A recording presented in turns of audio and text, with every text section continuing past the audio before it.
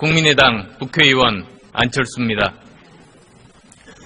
헌법재판소가 대통령에 대한 탄핵 심판을 진행하고 있는 국가적 위기 상황에서 교섭단체 대표연설이라는 소중한 기회를 주신 우리 당 박지원 대표님, 주승용 원내대표님과 소속 의원 여러분께 깊은 감사를 드립니다. 두 청년의 이야기로 시작하겠습니다. 서울시에 사는 23살 김채영 씨는 대학교 3학년입니다. 아버지는 40대 후반에 다니던 은행에서 명예퇴직한 뒤에 통닭집을 차렸습니다. 하지만 열심히 하면 자식 대학 보내고 노후 준비도 할 수 있을 것이라는 희망은 곧 깨졌습니다. 은행 이자와 비용을 제하고 나면 한 달에 손에 쥘 수 있는 돈은 200만 원이 되지 않습니다.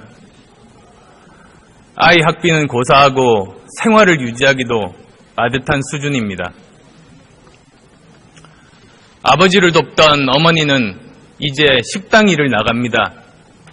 한 달에 80만 원 정도 법니다. 은행 부지점장으로 중산층이라는 자부심을 가지고 살아왔던 가족입니다. 하지만 순식간에 하루하루의 생계를 걱정하는 신세가 됐습니다. 채영 씨도 3학기째 휴학 중입니다. 낮에는 학비 마련하느라 알바하고 밤에는 새벽 1시까지 가게 일을 돕습니다. 설상가상으로 최근에는 AI 때문에 매출이 40% 이상 줄어들어 빚이 계속 늘고 있습니다. 온 가족이 일을 하는데도 채영 씨 가족은 곧 집을 팔고 서울을 떠나야 합니다. 은행 이자를 감당하며 생활을 계속하기 어렵기 때문입니다. 여기 다른 22살의 청년이 있습니다. 어린 나이부터 반칙과 특권을 누렸습니다. 이 아이에게 공정한 규칙을 적용하려고 했던 사람들은 권력의 박해를 받았습니다. 심지어 가장 공정해야 할 교육계마저 부정입학과 성적 조작이라는 불법을 저질렀습니다. 대학 총장부터 학장, 교수까지 줄줄이 부정에 연루됐습니다. 대통령, 청와대, 고위 관료뿐만 아니라 재벌까지 사익을 위해서 총동원됐습니다. 최순실의 딸 정유라 씨의 얘기입니다.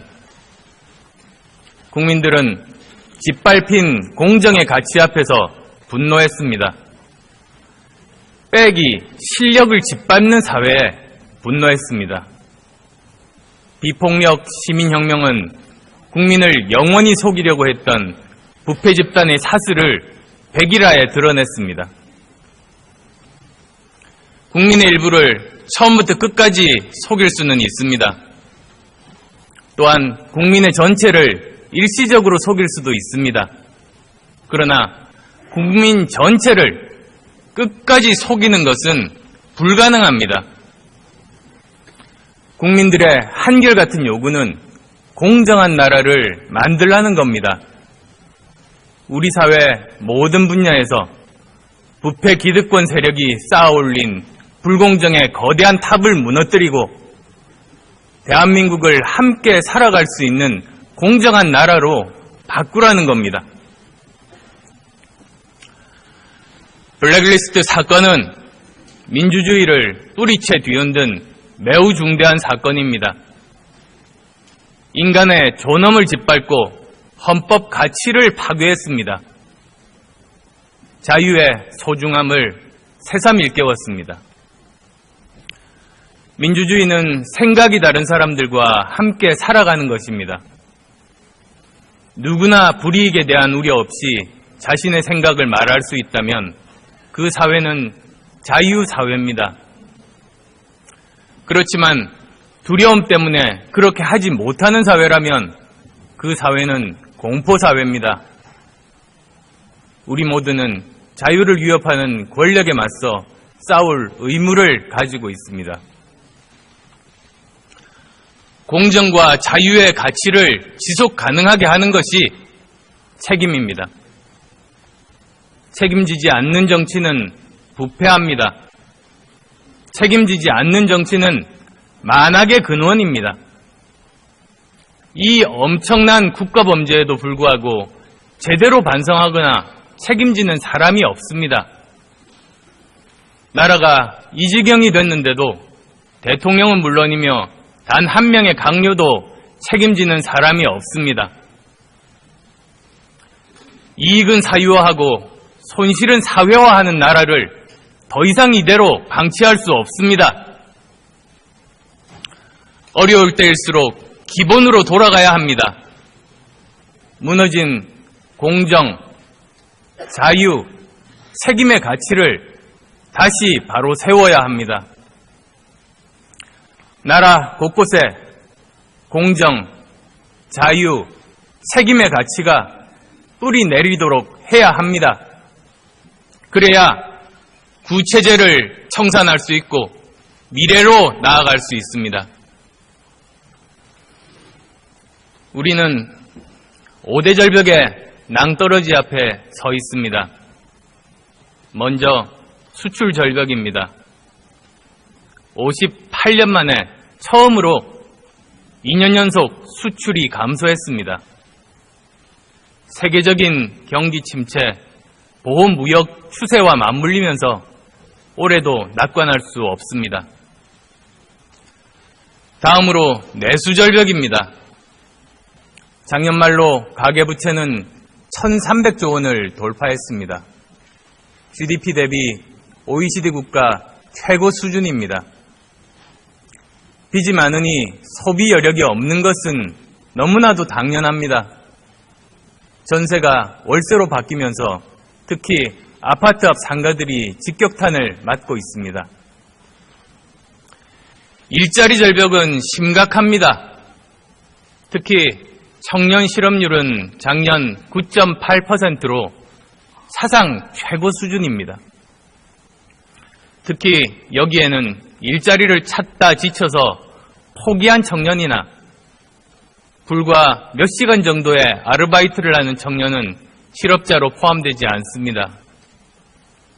체감 청년 실업률은 34%로 3명 중 1명이 사실상 실업 상태라는 발표도 있습니다. 인구 절벽은 올해부터 시작입니다. 15세부터 64세 인구, 즉 생산 가능 인구는 올해부터 감소하기 시작합니다. 생산 가능 인구는 가장 활동적이며 가장 많은 보수를 받고 가장 많은 소비를 하는 경제활동의 주체입니다. 일본의 경우에 생산 가능 인구 감소와 더불어서 주요 경제 지표들이 감소로 돌아서면서 20년 장기 불황이 이어졌습니다. 우리도 올해부터 경제의 주축이 되는 사람 수가 줄어드는 겁니다. 외교 절벽도 우리 앞에 놓여 있습니다. 트럼프 대통령 취임과 함께 우리나라는 미, 중, 일, 러의 4대 강국 간 급변하는 역학관계의 한가운데 놓여 있게 됩니다. 역사상 우리를 둘러싼 강대국들 간의 역학관계가 바뀔 때 한반도에는 항상 위기가 찾아왔습니다. 안보 위협과 동시에 보호무역주의로 인한 경제적인 위협에 대해서 동시에 대비해야만 합니다. 이러한 5대 절벽이라는 낭떠러지에 서 있는 가운데 4차 산업혁명이라는 거대한 변화의 물결이 닥치고 있습니다. 영화 인터스텔라를 보면 물로 뒤덮인 행성이 나옵니다. 무릎 정도 얕은 물이 잔잔하고 평화롭게 느껴집니다. 그러나 뒤를 돌아보니 에베레스트 산만큼 거대한 파도가 서서히 다가서고 있습니다. 지금 우리가 처해 있는 상황을 상징적으로 보여주는 장면이 아닌가 합니다. 우리는 이러한 5대 절벽과 4차 산업혁명의 거대한 물결을 동시에 헤치고 나가야만 하는 절체절명의 상황에 처해 있습니다. 우리가 이렇게 어려운 상황에 처하게 된 것의 가장 큰 책임은 정치에 있습니다. 집중화되고 패권화된 권력에 그 책임이 있습니다. 국가적인 위기 상황 앞에서 지금부터라도 정치가 이 문제들을 풀어가야 합니다. 존경하는 국민 여러분, 선배 동료 의원 여러분, 2월 국회는 국민께서 만들어주신 개혁의 골든타임입니다. 원인도 알고 해결책도 있지만 기득권 세력의 방해로 처리하지 못했던 개혁 법안들이 있습니다. 지금이 그런 개혁 법안들을 해결할 최적기입니다. 180명의 의원들만 뜻을 모은다면 통과시키지 못할 법은 없습니다. 지금 해야 합니다. 대선 후로 미루면 늦습니다. 그때는 또 새로운 기득권이 개혁 법안을 반대하고 나설 겁니다. 부모가 아이들에게 하는 이야기가 있습니다. 오늘 할 일을 내일로 미루지 말라는 겁니다. 지금 국민께서 국회에 요구하십니다. 오늘 할 수 있는 개혁을 내일로 미루지 말라는 겁니다. 국민들은 지금 당장 행동으로 개혁하자는 세력과 나중에 하자는 세력이 누구인지 알게 될 것입니다. 누가 개혁 세력인지, 누가 수구 세력인지 기억할 겁니다. 선배 동료 의원 여러분께 간곡하게 호소드립니다. 2월 국회를 개혁국회로 만듭시다. 검찰개혁으로 고위공직자 비리수사처 설치 법안, 경제개혁으로 상법과 공정거래법 개정안, 4차 산업혁명 관련 법안, 정치개혁으로 18세 선거권 부여와 대통령 선거 결선 투표제 도입 등 주요 개혁 법안을 통과시킵시다. 강력한 개혁의 예고편으로 국민께 희망을 선물합시다. 대선 결선 투표제는 다음에 3가지 점에서 필요합니다.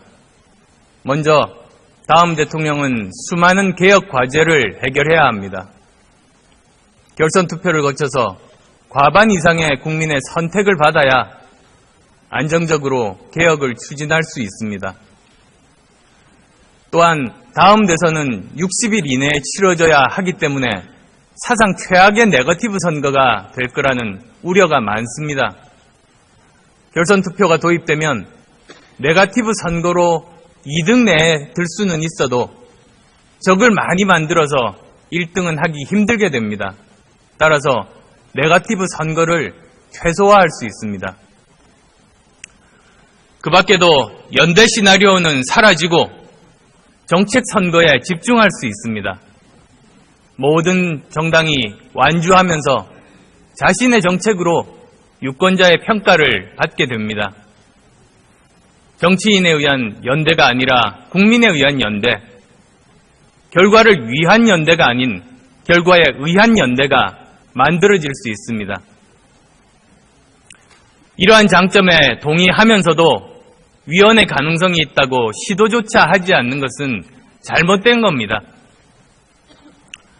국회에서 통과시킨 후 헌재에 해석을 의뢰할 것을 제안합니다. 존경하는 국민 여러분, 미래는 이미 우리 곁에 와 있습니다. 다만 널리 퍼져 있지 않을 뿐입니다.